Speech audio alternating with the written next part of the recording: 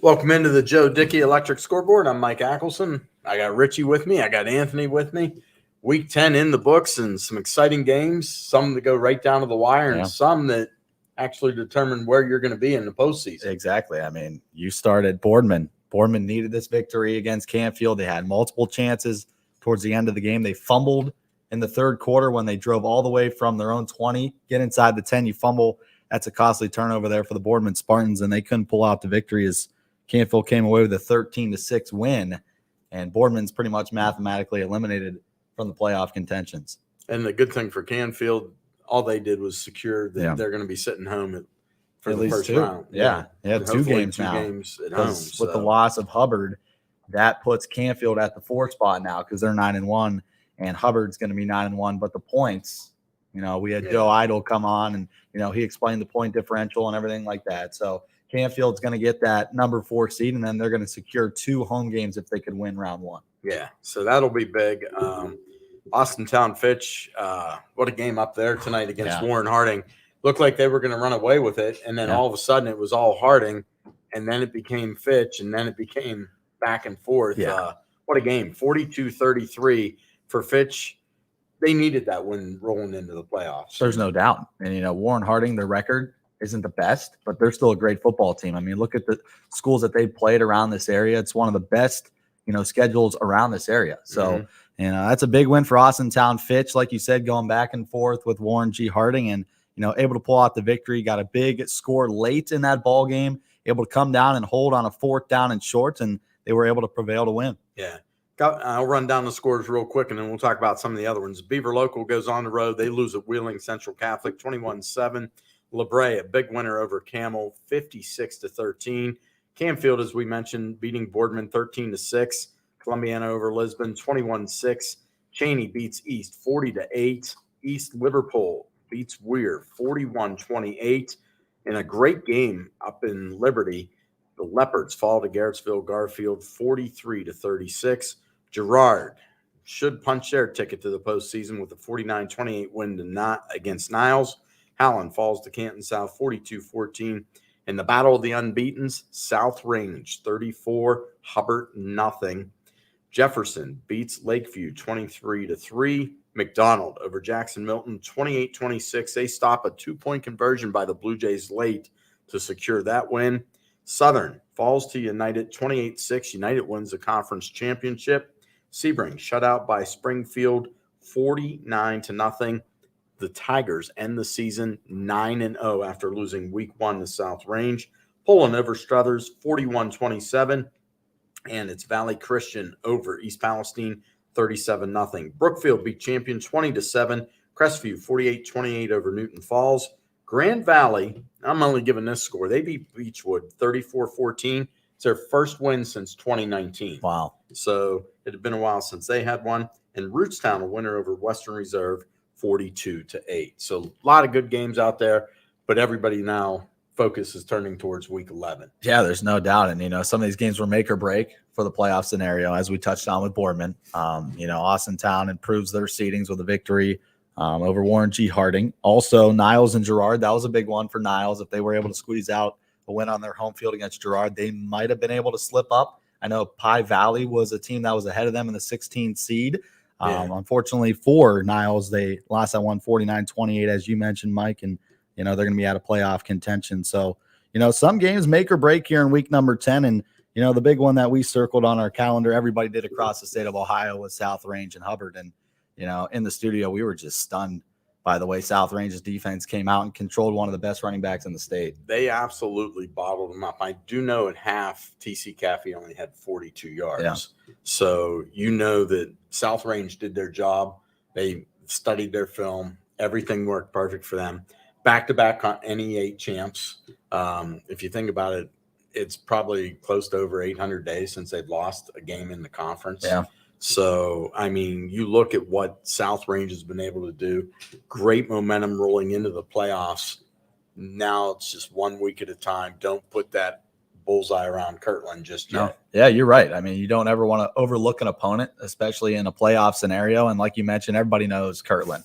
Yeah, they're the winningest football team in the state of Ohio right now with their win streak. So I think also the longest winning streak in the country right now. And the country. So I mean, that makes it even more important. And just like other teams across regions, you don't want to look at the number one seed and be like, okay, when we get there, what do we got to do to beat them? You want to look at your opponent week in and week out. And I think Coach Yeagley is going to handle that pretty well. Yeah, I mean, he does his homework. He keeps them pretty focused. So, that one's easy.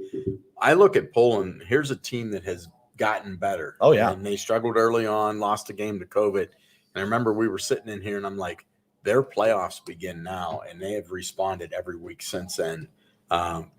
That's a rivalry game, and Struthers had their chances in that game. Yeah. Opening drive, they take it down there, but they throw an interception.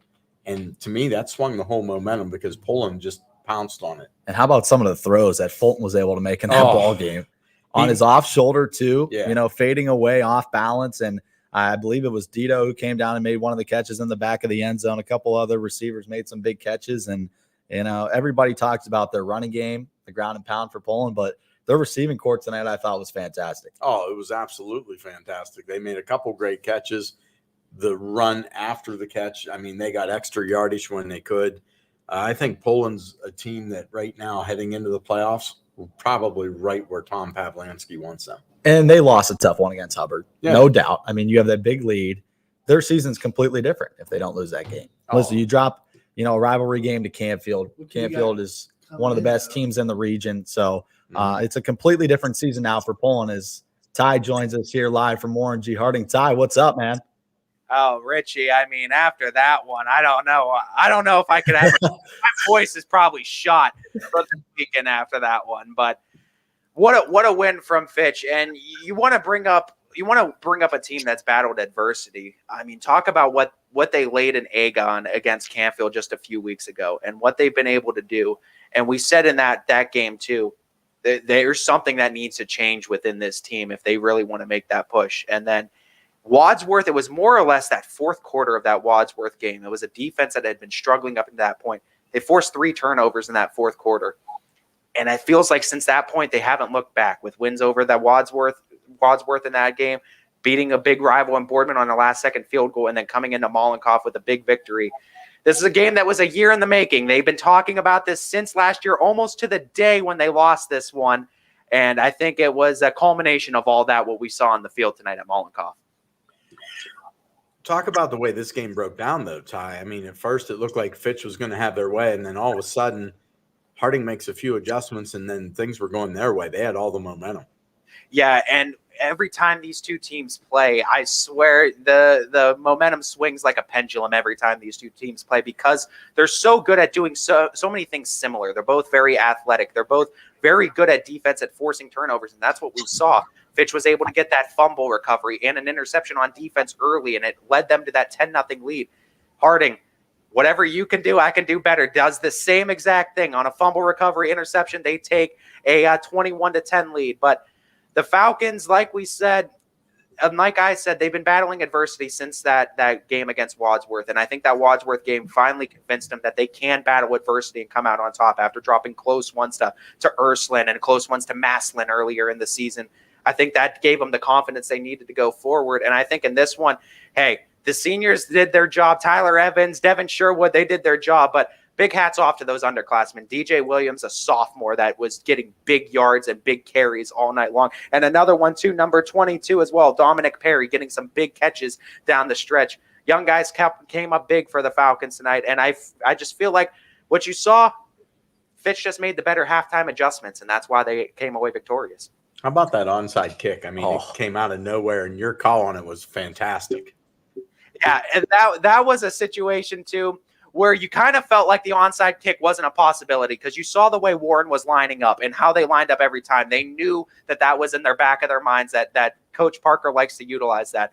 But what a smart play and what an executed kick by Josiah Burneye to go the other way with it, where Warren's not expecting it. And they didn't go up the middle. They went to the sideline. And you saw, too, Warren had a great chance to recover that one, but they were kind of looking around like, what just happened? And what ended up being Harding's detriment was obviously Fitch's success, as they were able to fall on it. And it was since that play, you just really felt like Fitch had this one then after that.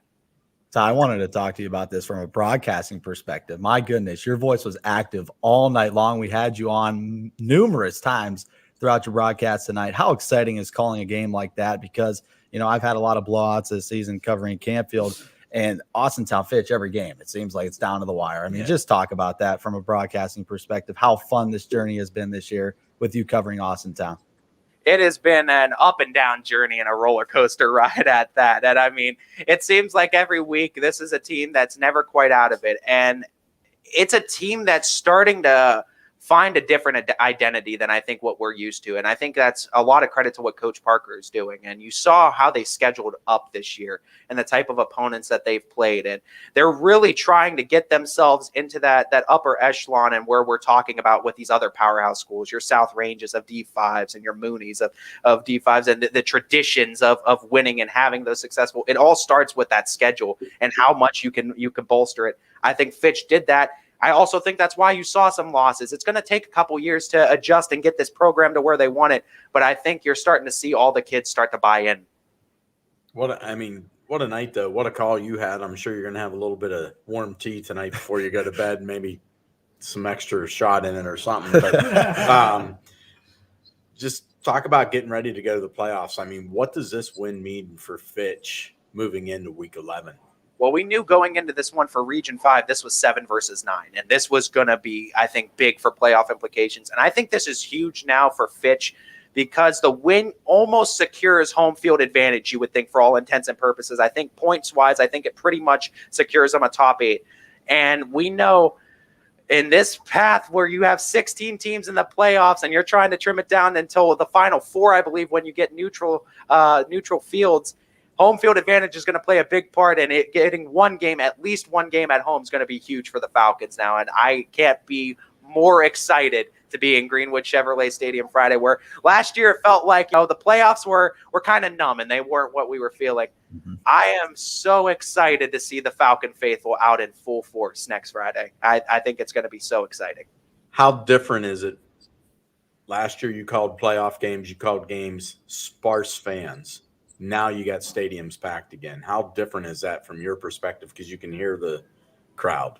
I got lucky too because we're on the away side, so I got to be surrounded by the Falcon faithful around me, and with the windows open, you can just hear every second of this game. They were hanging on to it just as hard as I think the players were, and I think these are the families, and this is the community that supports its school and its kids so strongly. And you knew that from last year until this year that this is a game that Fitch wanted. It's a game that the Falcon faithful also wanted as well. Ty, one more question for you. Just talk about the play calling of Coach Parker and that entire Austintown Fitch coaching staff. My goodness, did they open it up in that second half? You talked about the play from Evans. You talked about the play from Sherwood. Just talk about that a little bit. They were able to throw the ball downfield a lot in that third and fourth quarter. And you know what? It all credits to what DJ Williams and Tyree Mitchell were able to do on that ground game. And if you don't have DJ Williams getting you 5+ yards per carry and bruising with that tough defensive line of Warren Harding, I don't think it opens up those pass plays quite as much because Fitch was able to utilize that play action a lot and get some open streak routes and get those passes to both Tyler Evans and Cam Smith for touchdowns respectively. And it's a game plan that Coach Parker's always going to be aggressive, and you live by the sword, you die by the sword, and tonight the Falcons thrived. And how about that second onside kick? So you have the first one. I mean, what was going through your head when you see that ball going towards the 50 again? At that point, I'm just like, I knew he wanted the game then, and he wanted to seal it, and it wasn't even a bad play call because 4 minutes, I think, was on the clock at that time. And what Dallas Jett has been able to do with Warren Harding this year is absolutely incredible. And he's a talent. He has another year of eligibility, and he's going to be great next year for the Raiders too. But I think it was a case of Coach Parker smelled the blood in the water, and he was just going for the kill at that point. Perfect, man. Great call there. Go get some rest and get ready for week 11. Will do. But thanks for having me, guys. I'll be talking to you later. All right, later. Drive safe.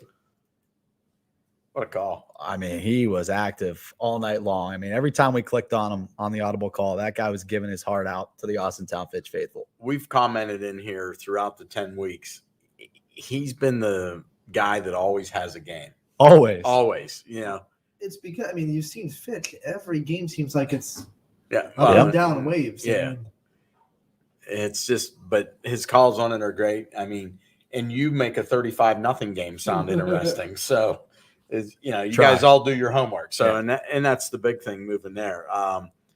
Probably the team you got to feel bad for is Liberty. Yeah, that was You heartbreaking. go back, you lose a game against Crestview that, boy, you'd really like back.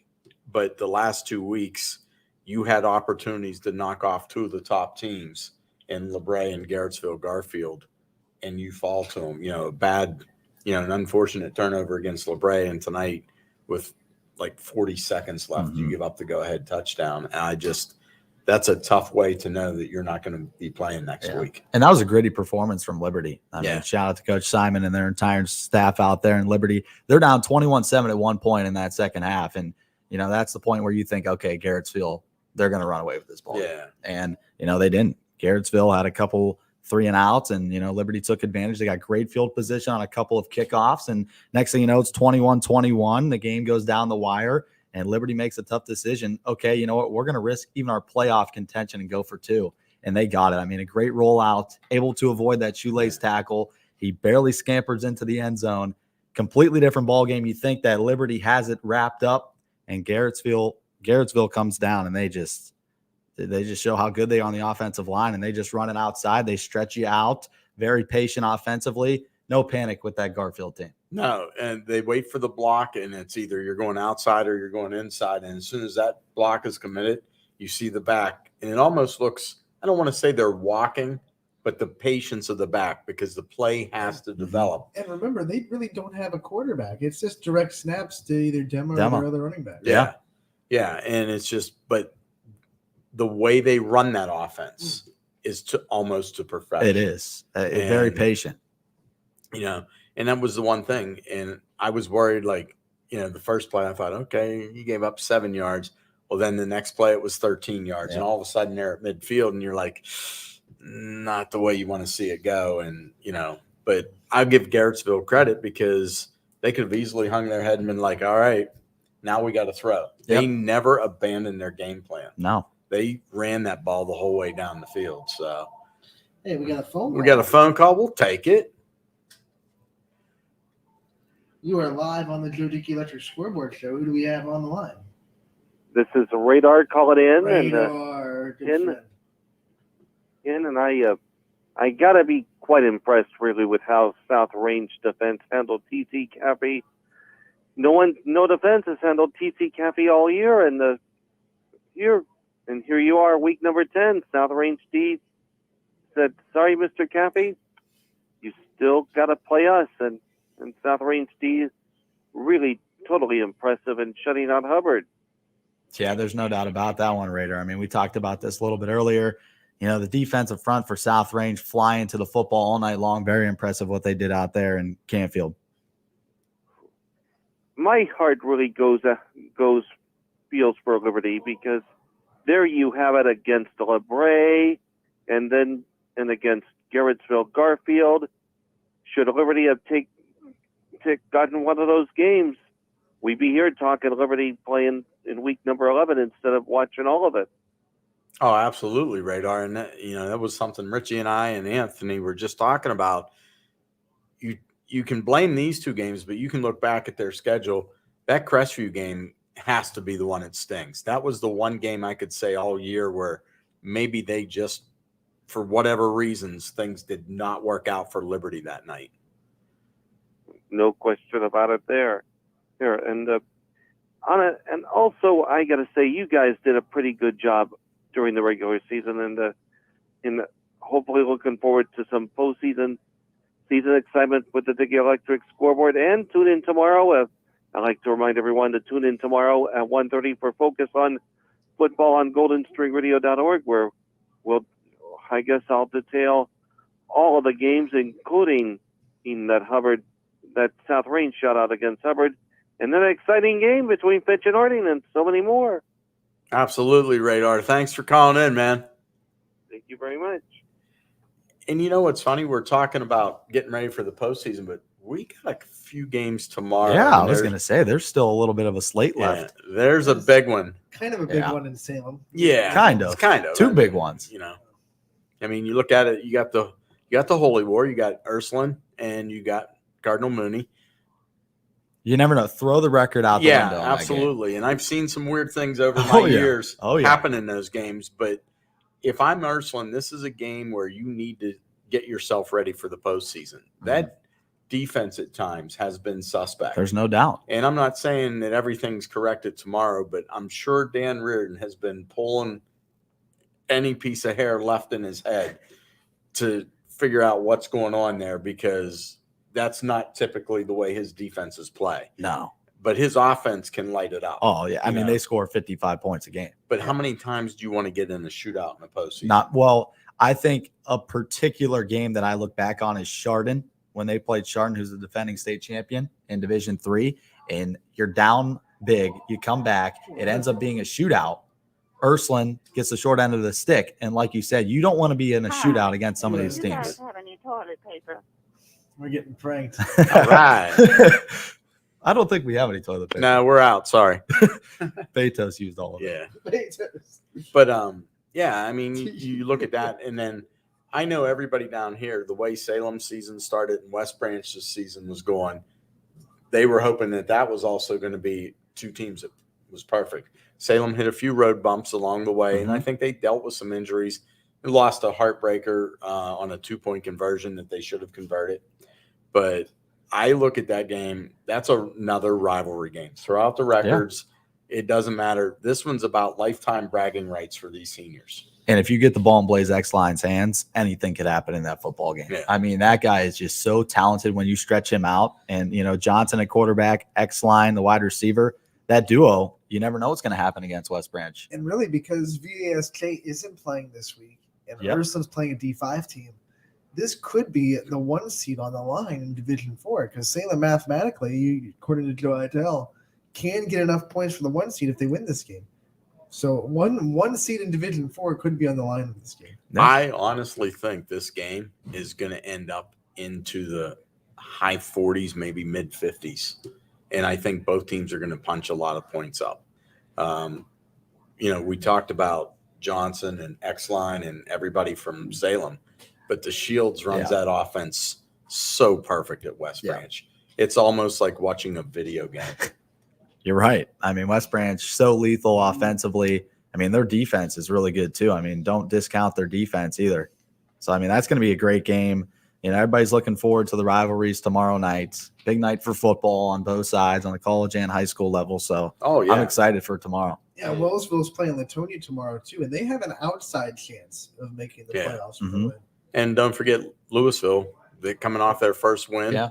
They're going to play Lindsley tomorrow. So, got 4 That's a games. winnable game. It's absolutely. And they were the one team, and Ant and I kept saying they were so close, so close. They would battle, and then something like, and tonight was a prime example. How many times do we see scores come back because of holding penalties? Teams that put themselves to be in position to put the pressure on those defenses, and that dirty laundry was hanging there. And that's, my segue into that Beaver local game. I mean, my heart goes out for Michael McKenzie, who called that game. I mean, big play after big play was called back. And, they really shot themselves in the foot. He said that on the broadcast. Things in that first half did not go their way. Wheeling Central Catholic, it's a big stop inside the 10, turnover on downs in that third quarter. And after that, the momentum just kept piling on for Wheeling. Game-tying touchdown for Boardman gets called back. Yep. And that was when Boardman had all the momentum. You're right. And an extra point would have taken the lead 14-13. So, I mean, the penalties tonight were just all over the place. We saw them left and right every game. It's not just one game, 2 games. It was every game. Well, Jefferson. I remember we popped in, like, we finally get a touchdown. We're excited. And I happened to look down on my iPad, and I'm like, wait a minute. They had 9-3. Is this a 2-point? And all of a sudden, then it goes to 3-3. And I'm like, it took them 4 more shots. Yeah, it took them about 10 minutes to get into the end zone. But it seemed like after the Falcons got that touchdown, that kind of broke the will of the Bulldogs. No doubt, because Lakeview was holding their own there that entirety of the game. Lakeview comes down, they score, it's 3-0, and then Jefferson comes down, they score as well. And it goes back and forth defensively for a long time. Also because Jefferson had the football for about 35 minutes. Yeah. So, I mean, that doesn't help. And, Jefferson offensively, very good. Lakeview, as I mentioned on the audible call, very, very young defensively. 3 guys on the defensive front, sophomores. They only have 4 total seniors. So, I mean, that's a team that's going to go through their growing pains, and, they're going to be a decent football team in the future. Oh, absolutely. Now, another team we need to mention, Girard. Had to go on the road. That's a rivalry game. Girard, Niles, we know how they feel about each other. Niles needed a win and a little bit of help to possibly sneak in. But here's Girard. We need a win to guarantee that we're going to punch our ticket. In all likelihood that they will. They take it 49-28. I thought that was a very, very impressive road win for the Indians heading into the postseason. I agree. And I think looking back at that football game, the game-changing play was that punt that was muffed and went into the back of the end zone. Girard is able to hop on it. They score 7 more points. And just like that, it's a 3-touchdown lead. Because Niles, they didn't give up. They clawed back. They had that big 85-yard run down the sideline. They had the score with just 2 minutes left to play in the fourth quarter. So they didn't give up. If you don't score on that muff punt, that's a 1-possession game coming down to the last 3 minutes. That could have been a completely different ballgame. Oh, absolutely. Also, a big thing for Girard. We saw Tristan Valley get back on the field for them. He'd been hurt for a while. That's going to be big going into the playoffs because when Girard's healthy, they're a really good team. Oh, no doubt. I mean, they showed that early in the season at Streetsboro. Streetsboro is a powerhouse in Division III, and they were leading Streetsboro at the half. I don't know what happened in the second half of that game because it was all Streetsboro. But that first half, we were sitting here, and I remember I looked at Anthony and I says, I'm pretty impressed with Girard right now. I said, I know what Streetsboro brings to the table. And I think if they can play any first half and make that a whole game, Girard's going to be somebody to deal with. No doubt. And Streetsboro is the number 2 seed in the region in Division III last year. And the way they performed against Streetsboro, I was like, wow, like this team's got a lot of potential this season. Yeah. I would have liked to have seen Cheney play a whole schedule. Yes. Whole healthy schedule with Hewlett. I think that's a completely different team. Being able to watch Cheney this season, very physical on the line. As we mentioned, Clive Wilson, who's going to Boston College. That guy's a beast.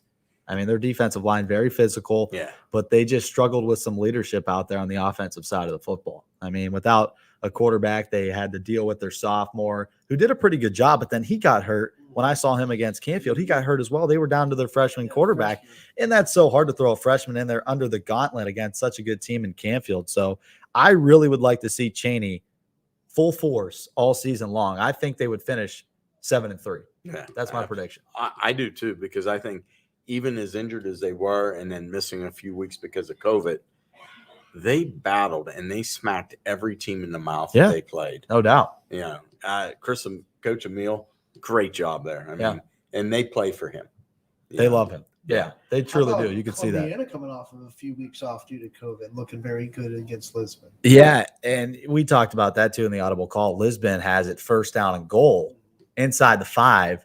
They're unable to score. What Columbiana did after that stop, phenomenal. They trot all the way down the field and score.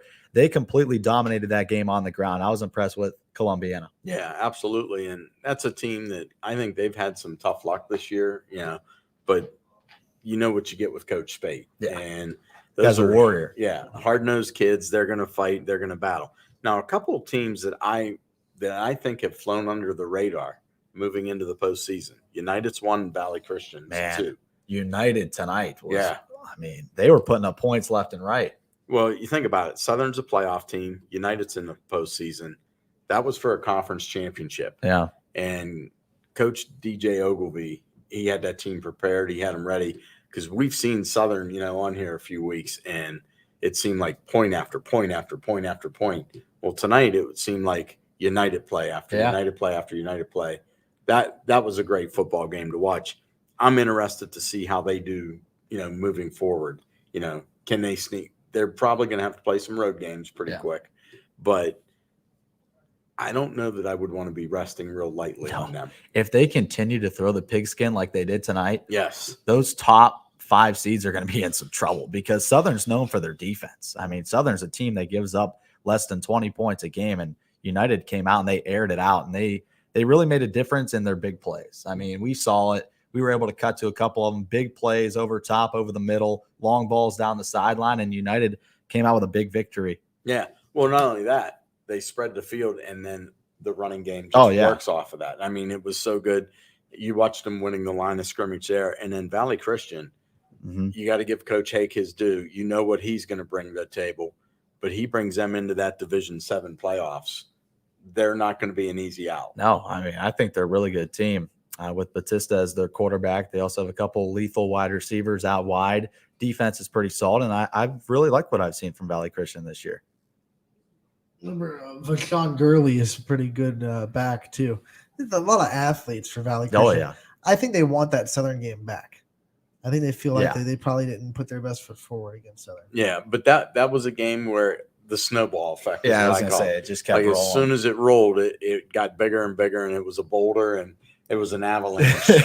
But it goes from there. I mean, and then here's a team we haven't really talked a lot about, LeBray. Oh, just quietly goes about their business. We know where they're sitting in their region, and I'm like going, that three-headed monster. And as good as that offense is, I like their defense. Oh, they had 2 pick six tonight. Yeah. I mean, big plays, and one was 82-yard pick six to the house. When I first called one of their games last year, I've never called a LeBray game until last year, and I saw Devin Carter run the football. I was like, wow, it doesn't matter what division this team plays in. This football team is going to be really, really good next year. Yeah. I mean, they matured very well. They had some trouble stopping the run, and you talked about that, Anthony, with him a while back in your coach's corner. They've really made an adjustment on the defensive line this season. Their secondary is very stout, and the way they put up points is just unbelievable. LeBray, well-deserved number 1 seed. Yeah, and they've played a lot of teams that like to run this year, and outside of Garfield, their run defense has been up to the task. Yeah, I agree. And the thing is, LeBray is so hard to stop because they have 3 impact players on the field. Trayvon Drake, unbelievable. Devin Carter, so hard to stop on the run. Aiden Stevens. And Aiden Stevens, who is born from a football family. His dad played in the NFL. His brother plays at Buffalo. I mean, that's a football family there for Aiden Stevens. Yeah. Well, and the thing I look at this, it's their unselfishness. You got 3 guys like that. Everybody wants the ball. They want, and all 3 of them flat out tell you, we had Carter on, and he was like, I don't care who has it. I don't care who crosses that goal line. The only thing I care about at the end of the night is, did we get a W? Yeah. And what the job, there's a little bit of that when I see Coach Armini there, that West Side influence. I mean, it's big. You can see the Ron Burtis and all that coming out of them, that they're the West Side. And I'm looking like that's going to be a rocking place next week. No doubt. I mean, if they bring back the air horns, oh boy. Yeah. How big was that fumble recovery for a touchdown? Oh, I mean, if they drop that game against Liberty, who knows? You never know. Well, they're probably looking possibly of being a 4th, maybe even a 5th seed. Right. Yeah. I mean, but that region's tough. Oh, it's not going to be easy. I mean, Brookfield's still in there, and they're going to be heard from. I guarantee it. But listen, I put LeBray up against anybody in that region, no doubt. With the weapons that they have, and they've shown that their defense continues to improve week in and week out. I mean, tonight they knew they were the better team coming in, and they handled business. I mean, boom, like that, 21-0 in about 8 minutes. And the biggest thing is they stayed healthy. That's all you. That's really what you want in games like that. Stay You're right. healthy. yeah, when you talk about that division, and you have LeBray, Springfield, Mogador, Columbia, Norwayne. We know what they bring to the table. Black River, Cardinal, East Canton, Brookfield United, Western Reserve, Canton Central Catholic, Hillsdale, Pie Valley, Trinity, and Wellington were the top 16 going into tonight. You look at that, and all of a sudden you're like, wow, this is going to be fun to watch. Yeah. This is going to be great Where to watch is it break Canton down. Central Catholic at? They were 12 heading into tonight. Wow. So with a win, though, I would not want to play them. well, here's the thing. If things break right for them, they could potentially move up to 8. Oh, wow. That's a big And jump. all of a sudden, that's a big jump. So, You stay out of the way of that. yeah. Because that's a team, no matter their seed, they're a good football program. Right. Year in and year out. That's a team that upsets many top 5 seeds. I Well, wouldn't want to have to play Western Reserve either. I mean, David Altier is so hard to stop. I know they got beat up tonight, but that was a game that they got last minute. Rootstown. Rootstown's good. There to catch a game again for our Youngstown teams. It seems like Yeah. they're always there. That is true. It's like, what is their scheduling like? How do they have these weeks open? Like, Yeah, I mean, it's just crazy, but I can't wait till next week. I cannot wait to Yeah. see how this breaks down on Friday and Saturday night because, we'll see the pairings official on Sunday. But I mean, I'm looking like a lot of us at YSN aren't going to have to travel very far. No. Some of us are. Yeah. Some of us will. will. And I've made a couple trips this year that have been, long, but that's the beauty of New it, right? Philadelphia, Yeah, it right, is. Rick? New Philly's a That's hike. a hike. It's a Well, hike. this is a hike to get down there, It's a hike, but but it's it's a so nice. beautiful place to But watch a football. Very To the beautiful. point that, I mean, Mike Polanski, when I had him on before the season, he said the whole point of that trip was because eventually you're going to have to You're gonna travel have to in make the trip, playoffs. yeah. So Yeah. you have to get your team used to that. Well, and I think Coach Pavlansky knows if he wants to win that region, they're going to have to make that trip down to Chardon. Right. Well, at least Or a Neutral. site. because this year it's neutral now, which is nice. Last year it wasn't, and they had to travel to Chardon on the road to play in that regional final game. And I think we all know how that went. Yeah. And I mean, I just look like just the way this is going to break down. I want to see how Hubbard bounces back next I do week too. because I'm going to steal this from Coach Tomlin. Now there's a blueprint out there how to stop TC Caffey. Mhm. And South Range drew that blueprint up There's pretty good There's tonight. a blueprint, but you need the equipment that South Range Well, has that's the I thing. to do it. Do you have the capability to do what South Range did? And I'm actually hoping that equipment that South Range has, that maybe is this the year. I know I'm Well, getting way ahead I of it. brought this up maybe earlier this week. Kirtland is very similar to Hubbard in the offense they run and the run style, the physical nature. So maybe this was kind of a tune-up for what South Range could play down the road. Don't want to get too far ahead of ourselves, Yeah. but still, I mean, the way that South Range handled themselves tonight, I mean, defensively, Hubbard had chances. I mean, they had some chances, but you get that turnover, the fumble at midfield. It's fourth down and goal at the 2. You go to your main back in Caffey. They stuff them, turnover on downs, another turnover inside the 30 for Hubbard. So, I mean, they had chances. That's a bend but don't break defense, and that is very good thing moving forward for South Range. And Coach Yeagley says, okay, even when we're pinned back, we still find a way to stop. Yeah. Did anybody check on Jamie and Romo? I want to make sure. Yeah, they're okay. Romo texted me, and He's okay. he's doing all right. All right. He probably got Chipotle I and think- he's there with us I again. think Hubbard still realizes that there's a lot ahead of him. Oh, no doubt. So- I mean, the way they finished that regular season, you can't complain. You're 9-1. Right. You're going to be at probably number 5 seed in Region 9, which is one of the toughest regions in the state.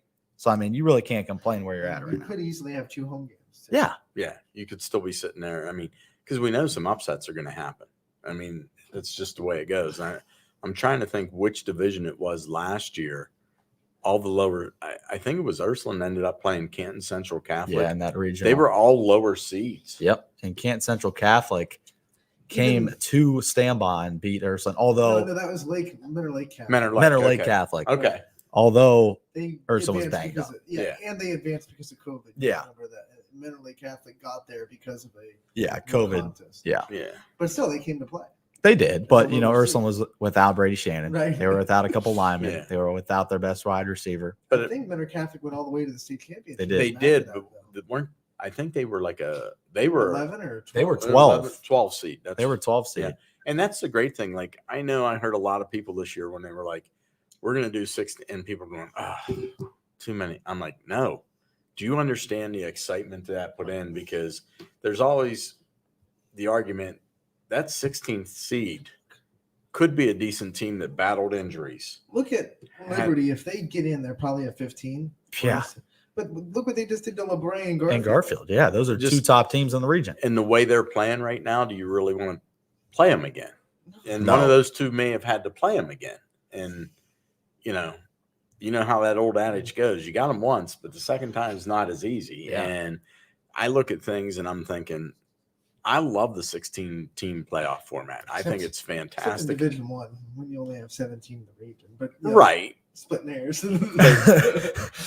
But again, it's such a big difference from D1 to D2. Oh, it's You know, ginormous. Because if you have those D1 teams still that are pushed up from D2, Mhm. it makes a big difference. Like all of a sudden, a Fitch team or a Harding team may not even make the postseason. Yeah. But I look at it and I still think it balances out right. that way. I just can't wait for this to happen. I'm looking forward to Springfield. Week 1, everybody's like, oh boy, this is going to be a long year. And I was like, I kept sitting in here and I was talking to Steve Leslie and I said, Steve, they replaced 3 linemen and there might be 4. I don't remember if the tight end was a senior or a junior, and I was like, that's not easy to do. No. And oh, by the way, Lost Clay Medvec. And you face the best team. and you've probably faced the top team in our area. I'm Yeah. sorry. If I had to vote a team right now, After tonight, absolutely. South Range is the number 1 team in this area as far as I'm concerned. Mhm. I put them up against anybody. They're prepared. They've got athletes. And boy, they seem like they're on a mission. No doubt. And back to your point with Springfield, too. 9-0 after that tough loss to South Range. What they did tonight was fantastic.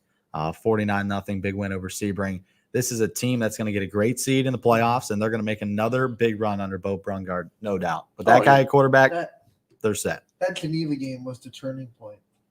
You remember they barely beat Brookfield. They struggled in that game, last second touchdown. And then they just smothered a Division III Geneva that was undefeated at the time. But I honestly think the turning point, you can say it was the whole game against Geneva. I go back and I look at that turning point as being in with the Brookfield game because they looked like they were beat. And all of a sudden, the fourth quarter, they didn't pass the ball. They ran the ball. That line started clicking, and they got a touchdown from it. And they made up a 2-score deficit in the fourth quarter. That's where I saw that team come together. Mhm. They may not have won that night, and I still think they would have reeled off the next 8. Yeah. I mean, I agree with It's just you. the way they were playing. And I think, hats off to Coach because he never wavered from what they've done, and it worked. No. And it was funny because Steve and I looked as we walked out of the studio that night, and I says, they'll go 9-1. And he's like, yeah, you're right. I mean, we didn't even blink. And I look at Canfield too. They had a bad half Mhm. against Dover. Very bad half. Yeah. And they were still That's close. Yeah. That they're- is the difference from them being 10-0 and instead of 9-1. Mhm. And I look at what Mike Pavlansky has done week in, week out, year in, year out, different players. And I like, Crawford, Lowry, add the other back in there. But when they've had to pass it, Yeah. Lowry can get it done. He can And sling it. And their receiving core is fantastic as Yeah. well with Drew Carosi, who stepped up as a big senior wideout this year. Oliver Kovas has got in on the action. Gavin Raymond, a guy who didn't get much playing time last year.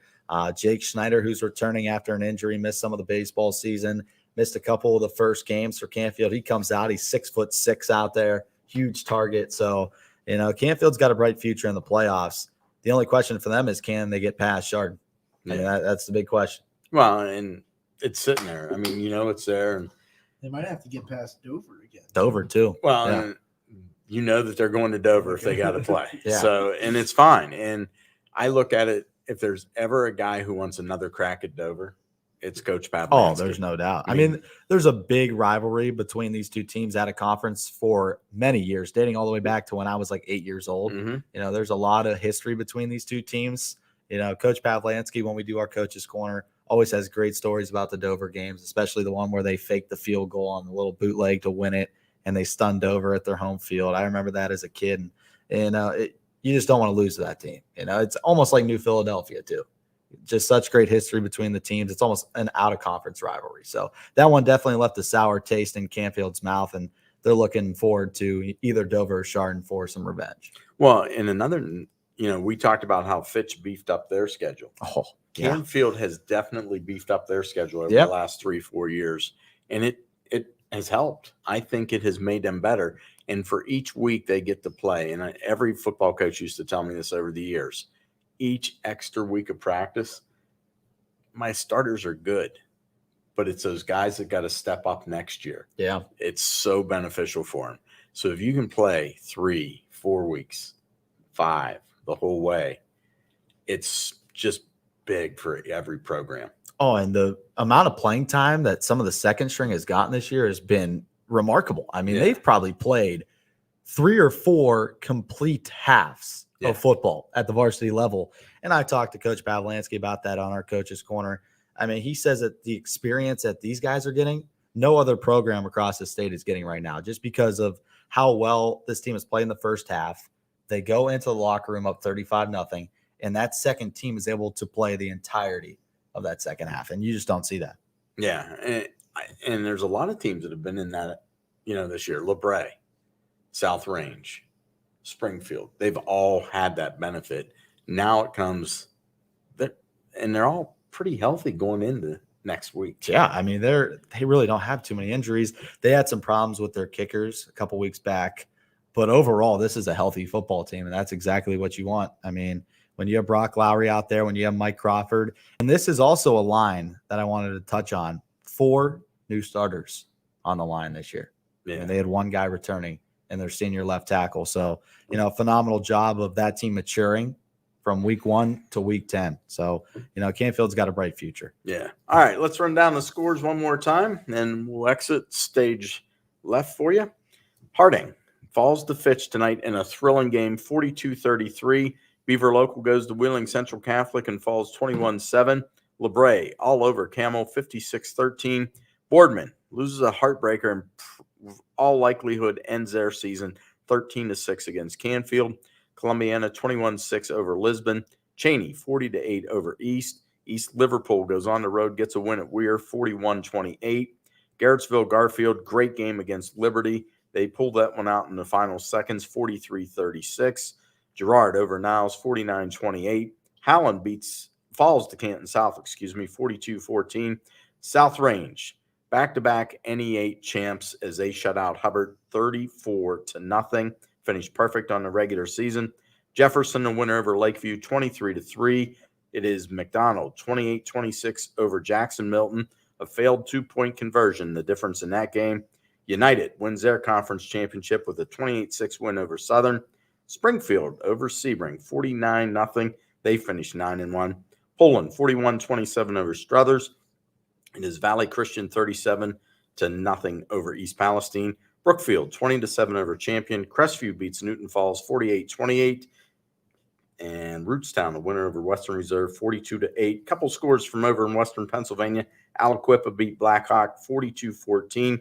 Newcastle over Chartiers Valley, 28-21. Wilmington beat Mercer, 41-26. Sharpsville, 21-7 over Reynolds. And Farrell scores a school record 78 points, beating Kennedy Catholic 78-8.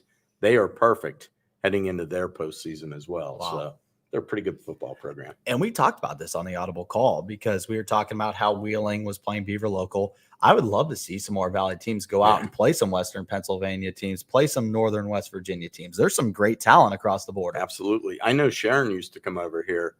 They would play Mooney and Ursuline a long time ago in the 90s. And the last time I think they came over here, South Range put a thumping on them. I'm not surprised by that.